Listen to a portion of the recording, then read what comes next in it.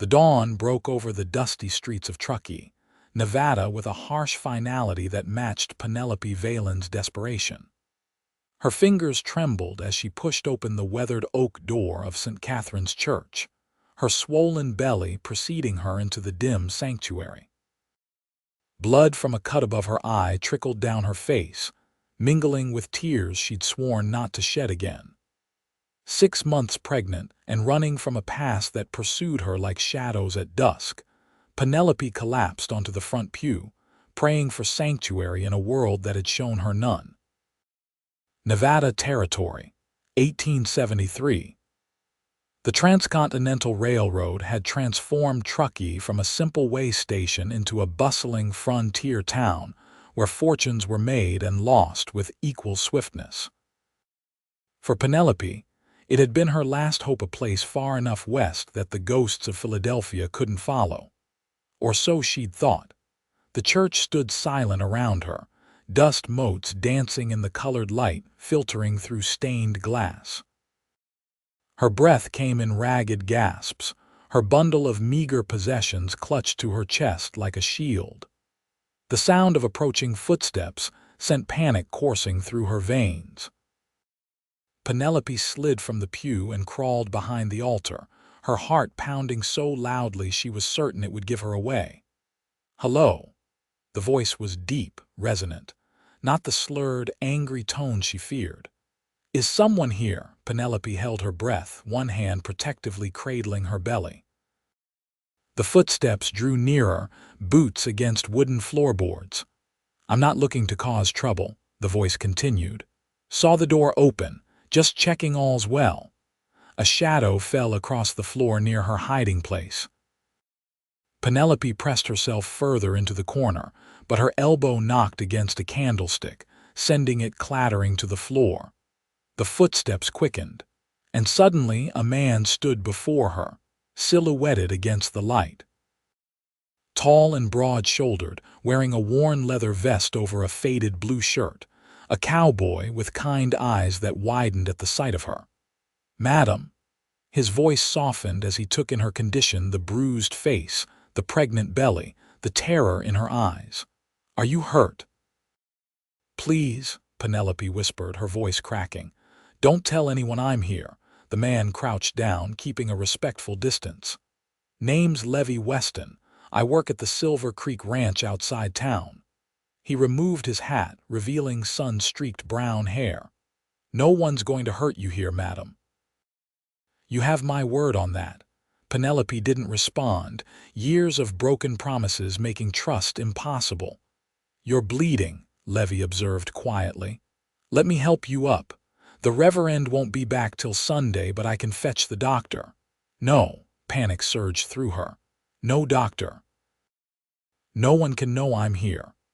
Her hand tightened protectively over her stomach, understanding dawned in Levi's eyes. "Someone's after you." It wasn't a question. Penelope hesitated, then gave a slight nod. "All right then," Levi said, making a decision. "Let me at least help you get comfortable. There's a back room where the Reverend keeps supplies. Has a cot. Not much, but better than the floor." Despite her misgivings, Penelope allowed him to help her to her feet. His hands were calloused but gentle, and he moved with careful deliberation as if handling something precious. The tenderness of it nearly broke her. "Thank you," she whispered. "Don't thank me yet, madam. I haven't done anything worth gratitude." His smile was crooked, genuine. "Can you tell me your name?" She hesitated, then decided that her first name was safe enough. "Penelope."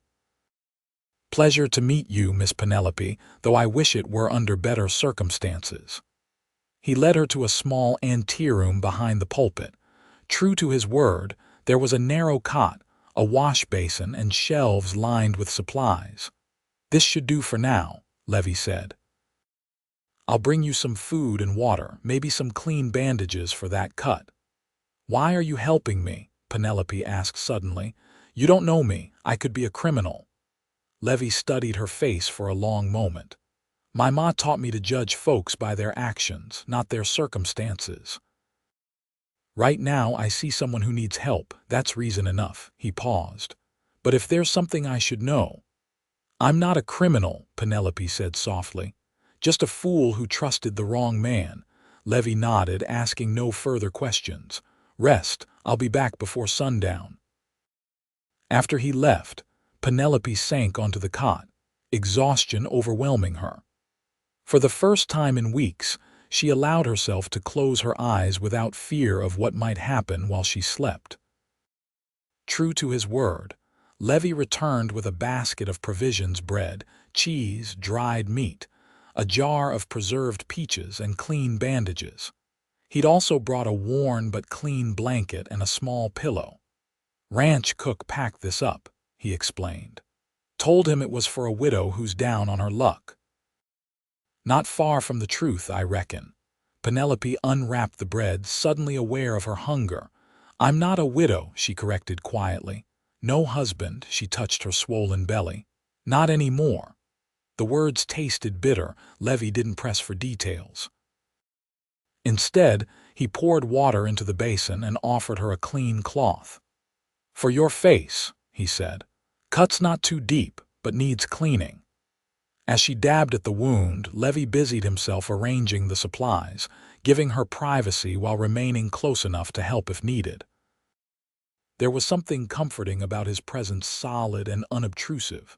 How long can I stay here? Penelope finally asked. Reverend Harris comes by on Sundays for service, sometimes Saturday to prepare. Other than that, place is empty. I'll check on you when I can. Levi paused.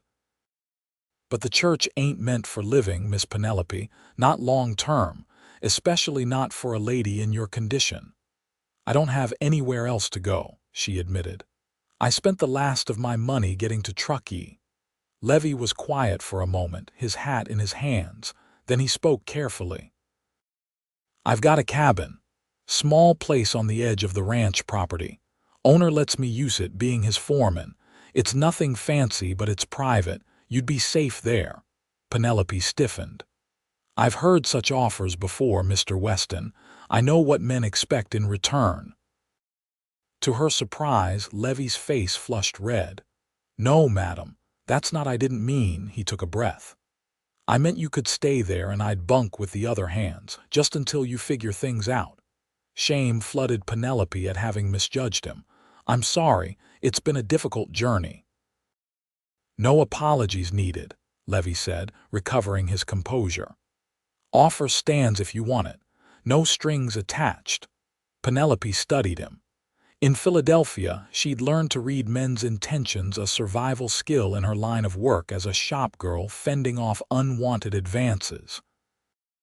Levi Weston showed none of the signs she'd come to recognize. His gaze didn't wander. His stance remained respectful. Why would you do that for a stranger? She asked. Levi looked down at his worn boots. My sister was in a bad way once. Someone helped her when I couldn't. Guess I'm just passing on the kindness. He cleared his throat. Think about it. I'll come back tomorrow. After he left, Penelope ate slowly, savoring each bite. Her hand strayed to her belly, feeling the flutter of movement within. What do you think, little one? She whispered. Can we trust him? The baby kicked in response, as if to say that any option was better than the road they'd been traveling. Penelope laid back on the cot, her mind racing through possibilities. Stay in the church until discovered. Try to find work in town, visibly pregnant and unmarried. Accept Levi's offer. Each option carried risks, but only one offered immediate shelter and safety for her child. By morning, her decision was made. When Levi returned the next day, he brought more food and a clean dress that he explained belonged to the ranch owner's wife, who'd insisted on sending it when she heard about the widow Levi was helping. I've thought about your offer, Penelope said after thanking him for the gifts. I'd like to accept if it's still open. Relief crossed Levi's features. It is. We can go this evening after I finish my duties. Fewer eyes watching that way. As promised, Levi returned at dusk with a wagon. He helped Penelope into the back, where she could lie flat, concealed by blankets and empty feed sacks. "It's not dignified," he apologized, "but it's safer if no one sees you leaving with me. Town's got enough gossips to fill 2 churches." The journey took nearly an hour, the wagon bumping along dirt roads that eventually gave way to a narrower trail. When they finally stopped, Levi helped Penelope down, and she got her first look at what would become her sanctuary. The cabin was small but solidly built, nestled against a stand of pines with a clear view of the valley below. Inside was simple: a wood stove, a table with 2 chairs, shelves stocked with basic provisions, and a bed in the corner, neatly made with clean linens. "It's not much," Levi said, watching her reaction nervously. Penelope turned to him, tears threatening. After months of running, of sleeping in stage-coach stations and cheap boarding houses where she never felt safe, the cabin seemed like a palace. "It's perfect," she whispered. Levi showed her where everything was, explained how to work the stove, and pointed out the outhouse and water pump around back. "I'll bring supplies every few days," he promised. "And there's a shotgun under the bed. Do you know how to use one?" Penelope shook her head. "I'll teach you if you'd like. Meantime, just the sight of it usually scares off trouble." As he prepared to leave, Penelope caught his arm. "Mr. Weston, Levi, please." "Levi, thank you. I don't know how I'll ever repay this kindness." He smiled, the corners of his eyes crinkling. "Get some rest, Miss Penelope. You're safe now." As the weeks passed, Penelope began to believe those words might actually be true. The cabin became a haven. She kept it spotless, partly out of gratitude to Levi and partly because it gave her purpose. Her body grew heavier with child, but her spirit lightened with each day that passed without fear. Levi visited every 2 or 3 days, always announcing his approach with a distinctive whistle so she wouldn't be startled. He brought supplies, news from town, and occasionally small gifts: a book of poetry, a jar of honey. A soft blanket, he said, would be perfect for the baby. Through their conversations, Penelope learned that Levi had come west from Missouri after the war, working cattle drives before settling in Truckee 5 years ago. He spoke little of his past, though she gathered he'd lost family in the conflict. She, in turn, shared carefully edited versions of her own story: her work as a shop girl in Philadelphia, the difficult journey west. What she didn't share was the complete truth: how the owner of the shop where she worked had courted her with promises of marriage, only to abandon her when she became pregnant. How his wife had hired men to take care of the problem. How Penelope had fled west, stopping in towns just long enough to earn money for the next stage of her journey, always looking over her shoulder.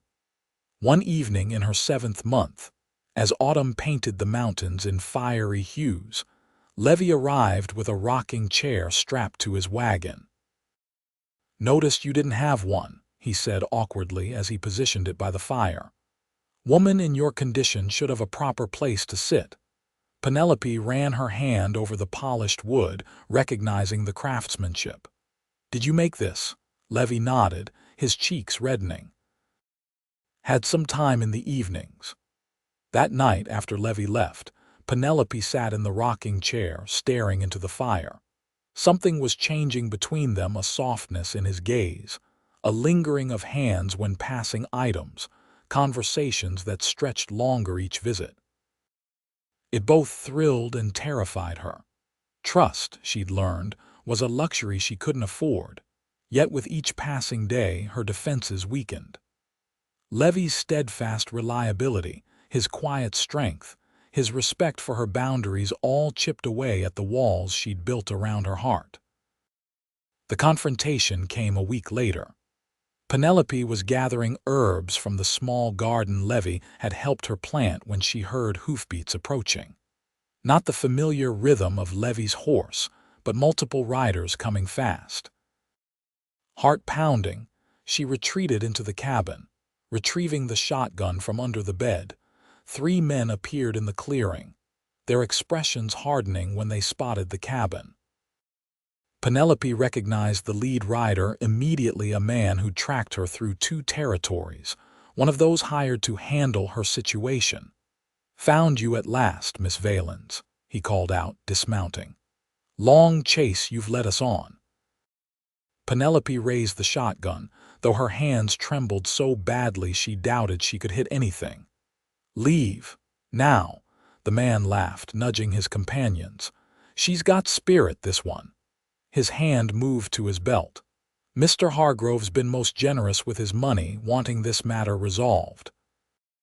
Makes no difference to me if you come willing or not." "Take one more step and I'll shoot," Penelope warned, trying to remember the instructions Levi had given her. "Don't make this harder than it needs to be," the man said, his voice hardening. "That child you're carrying, it's not meant to be born. You know that." Terror gripped Penelope, but with it came a fierce resolve. She would not let them harm her baby. As the man advanced toward the cabin, a gunshot cracked through the air. Not from Penelope's weapon, but from the tree line to her left. The hired man staggered back, clutching his shoulder, blood seeping between his fingers.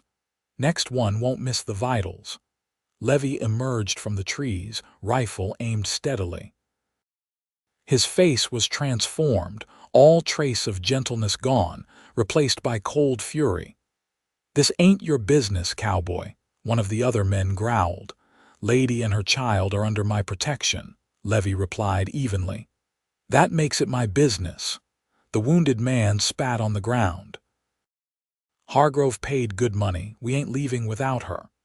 "Then you ain't leaving at all." Levi's voice was flat. "3 of you, one of me, but I'll guarantee 2 of you don't ride out of here.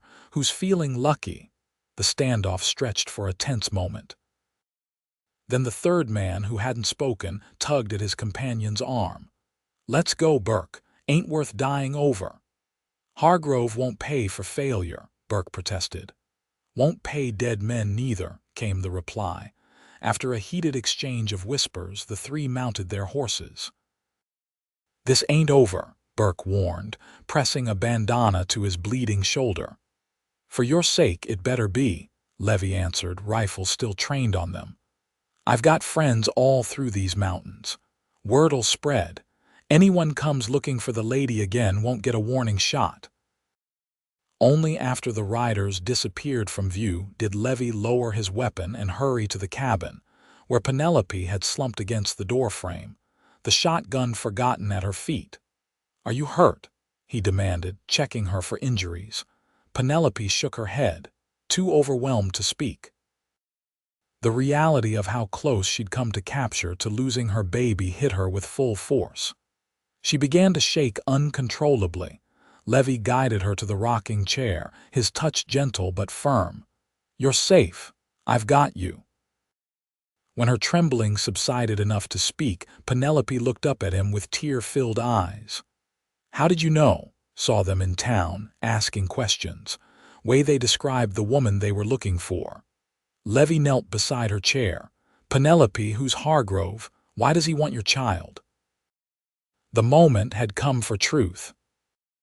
Penelope took a deep breath and told him everything about Edwin Hargrove, the wealthy shop owner who had seduced her with promises of marriage while concealing his existing wife, about discovering her pregnancy and being thrown out without references, about Edwin's wife learning of the child and sending men to ensure it would never be born, about fleeing west with what little money she had, working where she could, always one step ahead of her pursuers. "They'll come back," she finished, her voice hollow. "Or others will. The Hargroves have money and influence. They'll never stop looking." Levi was quiet for a long time, processing her story. When he finally spoke, his voice was resolute. "Then we'll need to give them a reason to stop." "What do you mean, marry me?" Penelope stared at him, certain she'd misheard. "Marry me," Levi repeated, taking her hands in his. "If you're my wife, the child will bear my name. Legally, Hargrove would have no claim even if they found you. "You can't be serious," Penelope whispered. "Never been more serious in my life," Levi said. "It would be a marriage of convenience, nothing more. You'd have protection, security. I'd never expect anything from you." His cheeks colored. "We could live as friends, raise the child together. Why would you do this?" Levi's gaze dropped to their joined hands. "Because no child deserves to start life unwanted. Because no woman should face such cruelty alone." He paused. "And because these past weeks, watching you make this cabin a home, seeing your strength even in fear, I've come to care for you, Penelope." The confession hung in the air between them, honest and unadorned. "You barely know me," Penelope protested weakly. "I know enough," Levi countered. "Know you're brave and kind. Know you love your child already. Know I'd rather spend my life protecting both of you than wonder what became of you." He squeezed her hands gently. "Think about it. You don't need to answer now." That night, alone in the cabin, Penelope sat in the rocking chair Levi had crafted, her hands resting on her swollen belly, feeling the life within her stir. She thought of Edwin Hargrove, who had offered pretty words but never protection, and of Levi Weston, who offered protection without demanding pretty words in return. Marriage meant vulnerability, something she'd sworn to avoid after Edwin's betrayal. Yet remaining unmarried left her vulnerable in different ways to Hargrove's men, to poverty, to the harsh judgment society leveled at unwed mothers. By dawn, her decision was made. Levi returned the next day, his manner careful, giving no indication that he expected an answer. "I've been thinking about your proposal," Penelope said as they sat at the small table, sharing a meal of rabbit stew. Levi set down his spoon, his expression guarded. "And it's a generous offer, but I need to be certain of your terms." "Terms?" "This marriage would be for protection and respectability," Penelope clarified. "I need to know what you would expect in return." Understanding dawned in Levi's eyes. "Nothing you're not willing to give," he said quietly. "We'd live as husband and wife before others, but behind closed doors. Things would progress only if when you wanted them to." Penelope studied him, searching for any sign of deception. "And the child, you would claim it as your own," proudly, Levi answered without hesitation. "Any child raised under my roof is my child in every way that matters. People will talk. They'll count the months. Let them talk. Truckies full of gossips with empty lives." Levi leaned forward. "Penelope, I'm not offering this lightly. I know the responsibility I'd be taking on. I know there might never be more between us than friendship. I'm at peace with that." Penelope took a deep breath. "Then my answer is yes." Surprise, then joy crossed Levi's features. "You're sure?" "As sure as I can be of anything," she replied. "My child needs a father and I—" She hesitated. "I need a friend. You've been that and more." They were married 3 days later in St. Catherine's Church, where Penelope had first sought sanctuary. Reverend Harris performed the ceremony, asking no questions about the bride's condition. Levi had explained only that they had met during Penelope's travels west, corresponded for months, and that she had come to Truckee to be his wife, the journey proving more difficult than expected. The only witnesses were Jeffrey Thompson, the ranch owner, and his wife Martha, who had taken an immediate liking to Penelope and embraced the romantic notion of a mail-order marriage culminating in a new life. Penelope wore the dress Martha had given her, altered to accommodate her belly. Levi wore his Sunday best, a dark suit that transformed him from rugged cowboy to distinguished gentleman. When the Reverend pronounced them husband and wife, Levi's kiss was gentle and brief, but the hand that held hers was steady and warm. That night, in the cabin that was now officially their home, Levi made a pallet for himself near the stove while Penelope took the bed. "I meant what I said," he told her as they prepared for sleep. "Nothing changes except your name." "Well, That and I've got to build an addition to this place before winter sets in. Penelope watched him from the bed, a strange ache in her chest. This man, who owed her nothing, had given her everything: safety, respectability, a future for her child. The realization that she might never be able to love him as he deserved filled her with sadness. "Levi," she called softly. "Thank you." He glanced up, his smile ghosting in the firelight. "No need for thanks between family, Penelope. And that's what we are now. Family, family." The word settled around her like a blanket, warming places that had been cold for too long. The weeks that followed brought a new rhythm to Penelope's life. As Mrs. Levi Weston, she was no longer an outsider but a respected member of the small community. Martha Thompson introduced her around town, and soon Penelope found herself invited to quilting circles and church socials. Levi, true to his word, began work on an addition to the cabin, a second room that would serve as the nursery.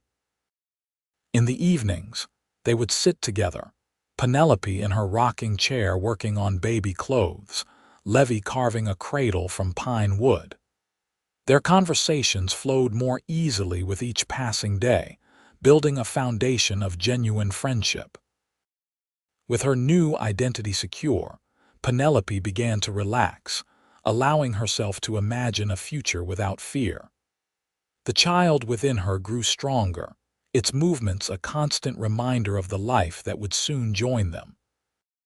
But just as autumn gave way to the first chill of winter, their fragile peace was shattered. Penelope was returning from town with Martha, the wagon loaded with supplies for the coming cold months, when they passed 3 riders on the road. Even bundled against the wind, Penelope recognized Burke immediately. She shrank down in her seat, but it was too late. Their eyes met and recognition flared. Martha, oblivious to the danger, greeted the men cheerfully as they passed. Only when they were well beyond earshot did she notice Penelope's ashen face. "My dear, are you unwell? Is it the baby? We need to get home," Penelope managed, her throat tight with fear. "Now," Martha urged the horses faster, concern etched across her kind face. When they reached the Thompson ranch, Penelope insisted on continuing to her own cabin despite Martha's protests that she should rest. "I'll send one of the hands to fetch Levi," Martha promised as Penelope climbed down from the wagon. "Please hurry," Penelope whispered. The moment Martha's wagon disappeared from view, Penelope rushed into the cabin, retrieved the shotgun, and positioned herself by the window. Her hands shook as she loaded the weapon the way Levi had taught her. The minutes stretched endlessly as she waited, her mind conjuring terrifying scenarios. What if they reached Levi first? What if Martha's messenger was delayed? What if the men had doubled back and were watching the cabin right now? When hoofbeats finally approached, Penelope raised the shotgun, her finger tense on the trigger. Relief flooded her as Levi's familiar whistle preceded him into the clearing. She lowered the weapon and ran to the door. "They're here," she cried as he dismounted. "Burke and his men. We passed them on the road." Levi's expression hardened. "Did they follow you?" "I don't think so, but they saw me. They know I'm here." Levi guided her back inside, securing the door behind them. "Pack what you need, just essentials." "We're running?" Penelope asked, her heart sinking at the thought of abandoning their home. "No," Levi said firmly. "But I want you safe at the main house while I handle this." "Levi, they're dangerous. You saw what I won't be alone," he cut in. "Jeffrey's sending men. Sheriff's been notified." He took her hands. "I promise to protect you and the baby. That's what I'm going to do." Before they could say more, the sound of approaching riders filled the clearing. Levi pushed Penelope behind him, drawing his pistol. "Stay inside," he ordered, moving to the window. But instead of Burke and his companions, it was Jeffrey Thompson and 4 ranch hands, all armed. "Martha told me we've got trouble," Jeffrey called as he dismounted. Thought you could use some reinforcements. Levi visibly relaxed. Never been happier to see you, boss. The men quickly established a perimeter around the cabin. Levi introduced Penelope to each of them, hardened cowboys with kind eyes who promised no harm, would come to the boss's wife on their watch. As darkness fell, the tension mounted. Jeffrey insisted Penelope should go to the main house with 2 escorts, but she refused to leave Levi. "I've spent months running," she said, determination replacing fear. "I won't run from my own home." Levi didn't argue further, recognizing the steel in her voice. The attack came just after midnight, not the frontal assault they'd expected, but a burning torch thrown onto the cabin's roof. Flames spread quickly across the dried timber as Burke and his men opened fire from the trees. "Get her out the back," Jeffrey shouted to Levi as he and the hands returned fire. Levi grabbed Penelope's arm, steering her toward the rear door. But as they emerged into the cold night air, a shadow detached itself from the darkness. Burke stood before them, pistol raised. "Mr. Hargrove sends his regards," he sneered. Levi shoved Penelope aside as Burke fired. The bullet caught Levi in the shoulder, spinning him around. Before Burke could fire again, Penelope raised the shotgun she'd refused to relinquish. "Stay back," she warned, her voice steadier than she felt. Burke laughed. "You won't shoot, lady. You don't have it in you." "My husband and child are behind me," Penelope said, her finger tightening on the trigger. "Try me." Something in her voice must have convinced Burke, because his smile faltered.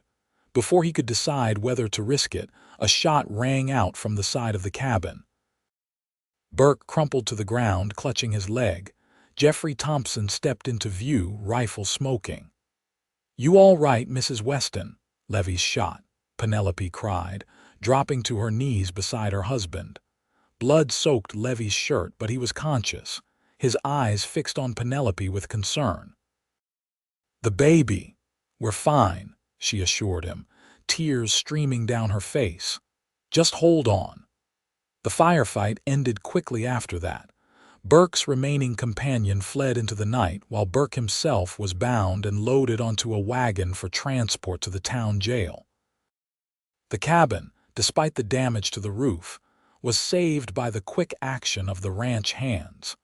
Levi was carried to the main house where Martha, who had experienced nursing during the war, cleaned and bandaged his wound. "Bullet went clean through," she reported. "Missed anything vital by the grace of God. He'll need rest and time to heal, but he'll be fine." That night, as Levi slept under the influence of laudanum, Penelope sat beside him, her hand resting protectively over her belly. The terror of the attack still vibrated through her, but alongside it ran a new, powerful realization. When she'd faced Burke, ready to kill to protect Levi, it hadn't been just about safeguarding her protector. It had been about saving the man she loved. The understanding struck her with unexpected clarity. Somewhere between the sanctuary of the church and the sanctuary of their home, between his first act of kindness and his last act of sacrifice, she had fallen in love with Levi Weston. The knowledge brought both joy and fear. Joy that her heart could still open after Edwin's betrayal. Fear that Levi, having offered a marriage of convenience, might not want her love. For 3 days, Levi drifted in and out of consciousness as fever gripped him. Penelope refused to leave his side, bathing his forehead with cool cloths, spooning broth between his parched lips, whispering encouragement when pain made him restless. On the 4th day, the fever broke. Levi opened his eyes, clear and focused for the first time since the shooting. "Penelope." His voice was weak but steady. "I'm here." She grasped his hand, relief washing over her. Levi's gaze moved to her belly, concern flooding his features. "The baby, still safe and sound," she assured him, placing his palm against the swell of her stomach. As if recognizing its father's touch, the child kicked strongly against his hand. A smile spread across Levi's face. Strong one, just like its mother. Penelope hesitated, then asked the question that had been haunting her. "Why did you step in front of me? You could have been killed." Levi's eyes met hers, unguarded in his weakened state. "Couldn't let anything happen to you, either of you. But our agreement, it was only for protection, for the child's sake." "Started that way," Levi admitted, his voice softening. "But somewhere along the line it changed, for me at least." He looked away. "I know that wasn't part of our arrangement. Don't expect anything different from you." Penelope caught his chin, gently turning his face back to hers. "What if I want something different?" Confusion crossed Levi's features. "What do you mean?" "I mean," Penelope said, gathering her courage, "that I love you, Levi Weston, not just for your protection or your name, but for your heart. For the man who offered sanctuary to a desperate woman and asked nothing in return." Levi stared at her, disbelief giving way to a hope so naked it made her heart ache. "Penelope, if this is gratitude, it's not," she interrupted firmly. "It's love. Real, terrifying, wonderful love." A tear slipped down Levi's cheek as he reached for her. "I've loved you since the day you accepted my rocking chair," he confessed. "Maybe even before that. Just never thought you could feel the same, not after what you'd been through." Penelope leaned down, pressing her lips to his with a tenderness that spoke volumes. When she pulled back, both their faces were wet with tears. "The cabin?" Levi asked, suddenly remembering. "Damaged but standing," Penelope assured him. "Jeffrey's men are already repairing the roof. It'll be ready by the time the doctor says you can move." "And Burke? In jail awaiting trial. Sheriff says with charges of attempted murder and arson, he'll be gone for years." Penelope squeezed his hand. "We're safe, truly safe for the first time." 2 weeks later, Levi was strong enough to return home. The cabin had been not only repaired, but improved, the nursery addition completed by Jeffrey's men as a gesture of solidarity. Martha had organized a welcoming committee of town women who had stocked the larder, sewn curtains, and filled the nursery with everything a newborn might need. That night, as they prepared for bed, the familiar awkwardness returned. Levi moved toward his pallet by the stove. "Where are you going?" Penelope asked softly. Levi hesitated. "I thought, your condition." "My condition," Penelope said with a smile, "doesn't prevent me from wanting my husband beside me." Color rose in Levi's cheeks. "Are you sure?" In answer, Penelope held out her hand. "I'm sure of you, Levi Weston, more sure than I've ever been of anything." That night, they shared a bed as husband and wife for the first time. Levi's touches were reverent, mindful of her advanced pregnancy. Penelope discovered that love transformed intimacy from something to be endured into something to be cherished.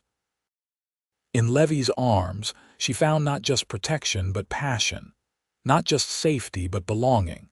On a snow-covered morning in late December, Penelope went into labor. Martha Thompson was sent for, and with her experienced guidance, Penelope delivered a healthy baby boy as the first light of dawn broke over the mountains. "He has your eyes," Levi whispered in awe as he held his son for the first time, tears streaming unashamedly down his face. "And your chin," Penelope observed, exhausted but radiant. "What shall we name him?" Levi looked thoughtful. "What about Samuel, after my father, unless you had another name in mind?" "Samuel," Penelope repeated, tasting the name. "Samuel Weston, it's perfect." As Martha busied herself cleaning up, Levi sat on the edge of the bed, cradling Samuel in one arm while his other hand clasped Penelope's. The love shining in his eyes made words unnecessary. "Thank you," he said simply. "For what?" Penelope asked. "For trusting me when you had every reason not to, for making this house a home, for giving me a son." Levi's voice broke. "For loving me." Penelope reached up to touch his cheek. "Thank you for finding me in that church, for offering sanctuary when I needed it most." "Best decision I ever made," Levi murmured, leaning down to kiss her. Outside, snow continued to fall, blanketing their little cabin in pristine white.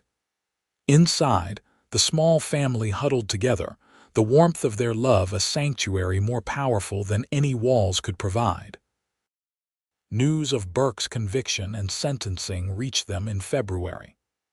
20 years in Nevada State Prison for attempted murder, arson, and kidnapping. The other man who'd been with him had turned state's evidence, revealing that Mrs. Hargrove had indeed hired them to eliminate the problem of Penelope and her unborn child. While Edwin Hargrove himself denied any knowledge of his wife's actions, the scandal destroyed his reputation in Philadelphia society. "They can never touch us now," Levi said as he read the letter from the sheriff. "It's over." Penelope, nursing Samuel by the fire, nodded. A new beginning. And it was. As winter gave way to spring and spring blossomed into summer, their life took on the rhythm of shared purpose and joy. Levi continued his work at the ranch, but he also began building a reputation as a skilled craftsman, his furniture fetching good prices in town. Penelope, once Samuel was weaned, started baking pies and bread for the hotel in Truckee, her culinary skills adding to their growing savings. In the fall of 1874, almost exactly a year after they had first met, Levi surprised Penelope with a deed. "What's this?" she asked, unfolding the document. "Our land," Levi said, unable to contain his pride. 40 acres just over the ridge. Jeffrey sold it to me at a fair price. Says I've earned it." Penelope stared at him in wonder. "Our own ranch, it's a start. We'll build it slowly, but someday." Levi scooped up Samuel, who was now crawling enthusiastically around the cabin. "Someday this little man will have something real to inherit, a legacy." Tears filled Penelope's eyes as she embraced her husband and son. "You've given us so much already." "And you've given me everything," Levi countered, kissing her forehead. "A family, purpose, love." Over the next 5 years, the Westons' fortunes continued to rise. Their small ranch grew as they added cattle and horses. Levi's reputation as both a rancher and craftsman spread throughout the territory. Penelope, with her natural head for figures, kept the books and managed their investments with shrewd insight. Samuel grew into a sturdy, curious boy with his father's quiet strength and his mother's sharp intellect. When he was 4, he was joined by a sister, Elizabeth, who entered the world with a lusty cry and a determination that announced her presence to all of Truckee. The land that had once seemed so vast and intimidating to Penelope became home in every sense of the word. The community that had welcomed her as Levi's wife became her own, her friendships deepening beyond the initial connections of marriage. In the spring of 1879, as wildflowers painted the meadows around their expanded homestead, Levi and Penelope stood on their front porch watching their children play with the puppies born to their faithful ranch dog. "Did you ever imagine this?" Penelope asked, leaning against her husband's solid frame. "That day in the church when you found me hiding," Levi's arm tightened around her waist. "Couldn't have dreamed it," he admitted. "Was just trying to do right by a woman in trouble. Never thought I'd find my whole world." Penelope turned in his embrace, studying the face that had become as familiar as her own. Lines had formed around his eyes from squinting into the sun, and silver threaded through the hair at his temples. To her, he had never been more handsome. "I was so afraid then," she mused, "of everything. Of everyone, especially of trusting a man again." "Can't blame you for that," Levi said, his expression sobering. "What Hargrove did is in the past," Penelope finished firmly. "You taught me that not all men break their promises, that love can be trusted." Levi kissed her then, a kiss as tender as their first but deepened by years of shared life. "Best sanctuary I ever offered," he murmured against her lips. From the yard came the sound of children's laughter, bright and uninhibited. Samuel had lifted Elizabeth onto his shoulders, the little girl squealing with delight as they chased the puppies through tall grass. "Mama, Papa, look," Elizabeth called, waving frantically. "I'm taller than the mountains," Levi chuckled. "Better go rescue our son before she pulls his ears clean off." As they moved to join their children, Penelope paused, overcome by a wave of gratitude so intense it momentarily took her breath. From desperate refugee to beloved wife and mother, from hunted to protected, from broken to whole, her journey had been one of transformation. And it had begun in a church, with a cowboy who offered sanctuary when she needed it most. "I love you, Levi Weston," she said, the words no less powerful for having been spoken countless times before. Levi's smile, warm and sure, was all the answer she needed. "And I love you, Penelope Weston. Yesterday, today, and all our tomorrows." Hand in hand, they walked toward their future, built on a foundation of courage, kindness, and the enduring sanctuary of love. In the years that followed, the Weston Ranch became one of the most prosperous in the region. Levi's skill with horses became legendary, and buyers came from as far as San Francisco to purchase his stock. Penelope, building on her talent for business, opened a small bakery in Truckee that quickly became the heart of the community. Their family continued to grow. When Elizabeth was 3, twin boys joined the family, Michael and James, who inherited their father's height and their mother's quick wit. The Weston children grew up knowing the value of hard work, the importance of kindness, and the strength that comes from family bonds forged in love rather than obligation. Samuel, following in his father's footsteps, became a skilled rancher and craftsman. On his 18th birthday, Levi and Penelope gifted him with the story of his origins, not to burden him, but to honor the journey that had brought them together. "So I might have had a different father?" Samuel asked, his expression thoughtful rather than troubled.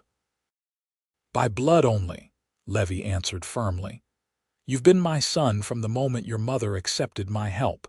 Nothing will ever change that." Samuel's embrace said more than words could have. Elizabeth, spirited and independent, defied convention by attending university in San Francisco, returning to Truckee with ideas for modernizing the ranch operations. The twins, different as night and day in temperament but united in their devotion to family, found their own paths, Michael as a veterinarian, James as a lawyer who fought for the rights of women and immigrants. Through it all, Levi and Penelope remained the center, their love deepening with each passing year. The sanctuary they had built extended far beyond the walls of their home, embracing all who needed shelter from life's storms.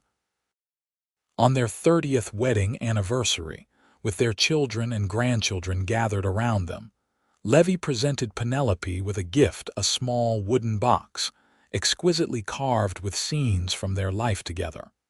Inside lay a simple gold locket. When opened, it revealed 2 miniature portraits. On one side, Penelope as she had been when they met, young and afraid but determined. On the other, Levi as he had looked the day he found her in the church. "To remind us," Levi said softly, "of where we started and how far we've come." Penelope, gray now threading her dark hair but her eyes as bright as ever, touched the portraits with trembling fingers. "From sanctuary to home," she whispered, "from strangers to beloved." That night, as their family celebrated around them, Levi and Penelope slipped away to the porch of the home they had built together. Above them, stars scattered across the Nevada sky like diamonds on velvet. Before them stretched the ranch that had grown from 40 acres to 1,000, a legacy of love for generations to come. "Any regrets?" Levi asked, his arm around her waist as familiar and necessary as breathing. Penelope leaned her head against his shoulder, thinking of the frightened young woman who had hidden in a church, certain that safety and love were luxuries she would never know again. "Not one," she answered truthfully. "Every step, every fear, every tear led me to you, to this life we've built." As the celebration continued inside, Levi and Penelope remained on the porch, silent witnesses to the miracle of their journey from a desperate sanctuary sought, and offered to a love that had become the truest sanctuary of all.